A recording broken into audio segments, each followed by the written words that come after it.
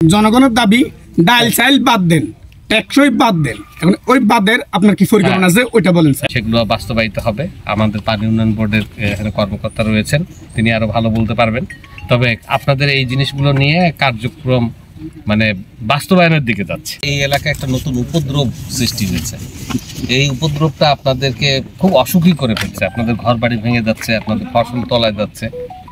তো এইটার কারণ নিয়ে আমরা অনেক রকম আলোচনা করছি, গবেষণা করছি, আপনাদের এলাকাবাসীর সঙ্গে কথা বলছি। আমরা এর কারণগুলো চিহ্নিত করেছি। এখন এই ঘাট থেকে কীভাবে পরিত্রাণ পাওয়া যায় সেই বিষয়গুলো নিয়ে আমরা সবসময় ঊর্ধ্বতন কর্তৃপক্ষের সঙ্গে কথা বলছি। আপনারা জানেন কিছুদিন পূর্বে মাননীয় ত্রাণ দুর্যোগ উপদেষ্টা মহোদয় এবং ত্রাণ দুর্যোগ সচিব স্যারও এসেছিলেন।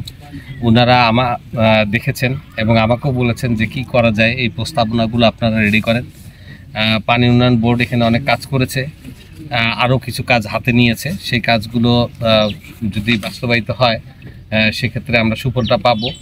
আমাদের অপরিকল্পিত নগরায়ন রাস্তাঘাটের কারণে বিভিন্ন কারণে আসলে আমরা অনেক ক্ষতিগ্রস্ত হয়েছি। এই বিষয়গুলো যেন ভবিষ্যতে না ঘটে সেই বিষয়গুলোকে আমাদেরকে চিন্তা করতে হচ্ছে। সব মিলিয়ে এইবার থেকেই যেন আপনাদেরকে কিছুটা রিলিফ দেওয়া যায়, কিভাবে কিছুটা এই বিপর্যয় থেকে রক্ষা করা যায়, সেই বিষয়ের কি পদক্ষেপ গ্রহণ করা যেতে পারে সেই বিষয়গুলো দেখার জন্যই মূলত আসা। এবং দেখলাম আপনাদের কিছু ঘরবাড়ি ভেঙে গেছে, সেই ঘরবাড়িগুলো আমরা মেরামত করে দিব, তালিকা করাও হয়েছে। তাদেরকে পুনর্বাসনের চেষ্টা করব। আর আমাদের কিন্তু রিলিফের অভাব নেই, বিশেষ করে চাল এবং মজুদ যে অন্যান্য টাকা যেগুলো দিয়ে আমরা তাৎক্ষণিক সহযোগিতা করতে পারি। ফলে কোনো বিপর্যয় আসলে আপনাদের একেবারেই খুব বেশি ভয় পাওয়ার দরকার নেই। জনগণের দাবি ডাল চাল বাদ দেন, টেকসই বাদ দেন। এখন ওই বাদের আপনার কি পরিকল্পনা আছে ওইটা বলেন স্যার। টেকসই বাদের জন্য আজকেও আলোচনা হয়েছে। সেখানে আপনারা জানেন যে এটা প্রায় সবুজ পাতায় অন্তর্ভুক্ত হয়েছে কিছু কার্যক্রম, সেগুলো বাস্তবায়িত হবে। আমাদের পানি উন্নয়ন বোর্ডের এখানে কর্মকর্তা রয়েছেন, তিনি আরো ভালো বলতে পারবেন। তবে আপনাদের এই জিনিসগুলো নিয়ে কার্যক্রম বাস্তবায়নের দিকে যাচ্ছে।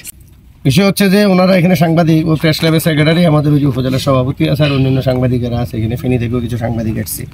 তো এইখানে এলাকার আসলে মূল দাবি যেটা আসলে এলাকার লোকজনের তো ত্রাণের দাবি নেয়, আপনি সাহায্যের কথা এবং ত্রাণের কথা বলছেন, এটাকে আমরা ঠিক আছে, এটা না হলেও আমাদের খুব বেশি অসুবিধা নেই। এটা আপনারা এর আগেও আমাদের জেলা প্রশাসক মহোদয় আছেন, এখানে আমাদের ইউনো মহোদয় আছেন, নির্বাহী প্রকৌশলী আছেন। তো এখানে আসলে এই যে গতবারও ভয়াবহ বন্যা হয়েছে, প্রশাসনের পক্ষ থেকে, সরকারের পক্ষ থেকে, বিভিন্ন সমাজসেবা রাজনৈতিক দল বিভিন্ন দলের পক্ষ থেকে এখানে পর্যাপ্ত রিলিফ আপনার দিছে। কিন্তু আমাদের মেইন যেটা দাবি সেটা হচ্ছে এই যে আমাদের স্থায়ী বন্যা নিয়ন্ত্রণ সমস্যা, এই সমস্যা দীর্ঘদিন ধরে আমরা আশ্বাসের মধ্যে আছি, কিন্তু এটা সমাধান হচ্ছে না। আমরা গত বছর আমাদের জেলা প্রশাসক মহোদয় ছিলেন, এখানে একটা আপনার প্রজেক্ট প্রস্তাবনা দেওয়া হয়েছে। ওই প্রজেক্টটা যদি পাস হয় তাহলে হয়তো আমরা আপনার এখানে বন্যার হাত থেকে এটা রক্ষা পাবে। তো এই বিষয়ে আপনি একটু যে ব্রিজটা, যেটা দুঃখ আমাদের এই ব্রিজটা আপনার নতুন করে করা দরকার। এই দুটো বিষয় যদি আপনি, কারণ এই ব্রিজটার জন্য এদিকে এখানে সবসময় ভাঙতেছে, এই ব্রিজে আসি পানিটা বাধাপ্রাপ্ত হয়। শুধু বেড়িবাঁধ তো না, এটা বেড়িবাঁধ তো একটা সমাধান মাত্র, কিন্তু একই সঙ্গে নদীটাকে সচল করা, নদীর ওয়াইডটাকে বৃদ্ধি করা, এটা কিন্তু অনেক প্রজেক্টের মধ্যে সবকিছু আছে। এইটার মধ্যে অনেক কিছু আছে, কিন্তু প্রজেক্টের উপর ছেড়ে দিলে হবে না। এখানে কিন্তু আমাদের প্রত্যেকের দায়িত্ব আছে। আমাদের এই পরিবেশকে যদি আমরা রক্ষা না করে শুধু মনে করি সরকার করে দিবে, কি এটা দিয়ে কিন্তু আপনারা বাঁচবেন না। এখানে সবাইকে আসতে হবে, আমাদের পরিবেশটাকে রক্ষা করতে হবে। আমরা নদী দখল করব না, আমরা অবৈধ দখল করব না, আমরা যেখানে সেখানে রাস্তা ছোট করে ফেলবো না। এই জিনিসগুলো কিন্তু আপনাদের এগিয়ে আসতে হবে। আর আমাদের জেলা প্রশাসন আছে, পানি উন্নয়ন বোর্ড আছে, আমরা সবাই মিলেই কিন্তু এই জিনিসগুলো বাস্তবায়ন করব।